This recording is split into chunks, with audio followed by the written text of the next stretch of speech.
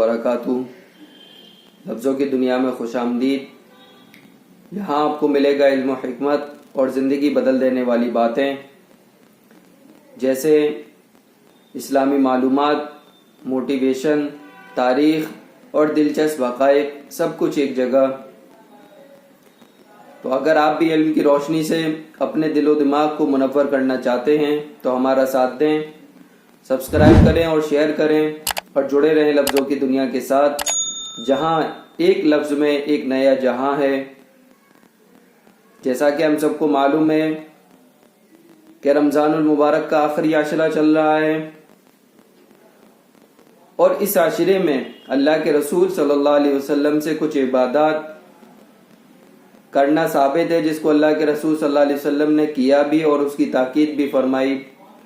तो उसी बारे में जानेंगे कि अल्लाह के रसूल सल्लल्लाहु अलैहि वसल्लम से कौन कौन सी इबादतें इस आखिरी अशरे में साबित हैं। तो उनमें से आज जिसके बारे में बात करेंगे वो है शब क़द्र, कि शब क़द्र की फजीलत और उसकी अहमियत क्या है और अल्लाह के रसूल सल्लल्लाहु अलैहि वसल्लम का उसके सिलसिले में क्या फरमान है, उसके बारे में बात करेंगे। तो बात करें शब क़द्र की, तो शब क़द्र इस्लामी साल की सबसे मुबारक रात है, जिसका जिक्र कुरान मजीद में किया गया। अल्लाह ताला ने सूरतुल क़द्र में फरमाया, आऊज़ु बिल्लाहि मिनश शैतानिर रजीम, बिस्मिल्लाहिर रहमानिर रहीम, लैलतुल क़द्रि खैरुम मिन अल्फि शहर, कि शब क़द्र 1000 महीनों से बेहतर है। शब क़द्र की फजीलत क्या है? शब क़द्र नंबर 1 1000 महीनों से अफजल है। इस रात में इबादत करने का सवाब 1000 महीनों तकरीबन 83 साल की इबादत के बराबर है। और नंबर 2 पर है कुरान पाक का नुज़ूल। इसी रात कुरान मजीद लौह महफूज से आसमान दुनिया पर नाजिल किया गया। और नंबर 3 पर है फरिश्तों का नुज़ूल। इस रात जिब्राइल अलैहिस्सलाम और दीगर फरिश्ते ज़मीन पर नाजिल होते हैं और रहमतें तक़सीम करते हैं। नंबर 4 पर है गुनाहों की माफ़ी। जो शख्स इस रात में सच्चे दिल से इबादत करेगा, अल्लाह ताला अपनी रहमत से उसके तमाम पिछले गुनाह माफ़ कर देंगे। और नंबर 5 पर है तकदीर के फैसले। इस रात अल्लाह ताला अपनी बंदों की तकदीर के फैसले लिखते हैं, यानी जिंदगी, मौत, रिस्क और दीगर मामलात के फैसले इसी रात को लिखे जाते हैं। शब क़द्र की अहमियत क्या है? यह रमजान के आखिरी अशरे की ताक रातों 21, 23, 25 और 27 और 29 इनमें से एक होती है और ज्यादातर उलमा 27वीं शब को शब क़द्र मानते हैं।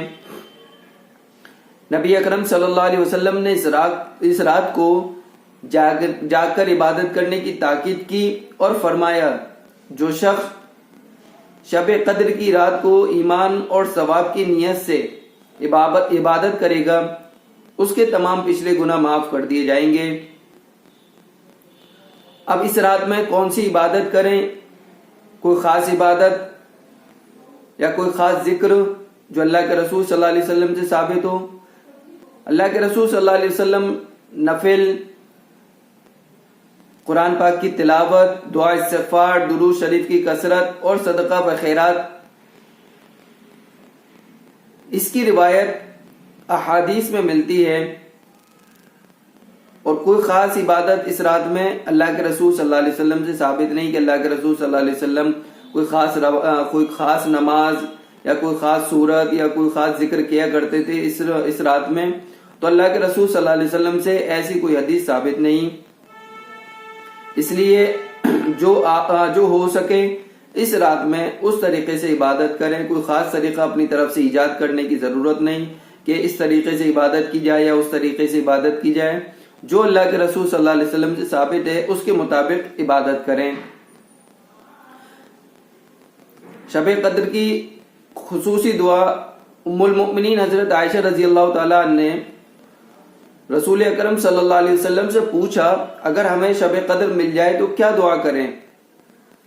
आप सल्लल्लाहु अलैहि वसल्लम ने फरमाया, अल्लाहुम्मा इन्नका अफुव्वुन तुहिब्बुल अफ़्व फ़अफ़ु अन्नी। ए अल्लाह, तू माफ़ करने वाला है, माफ़ी को पसंद कर फरमाता है, तो बस मुझे माफ़ फरमा।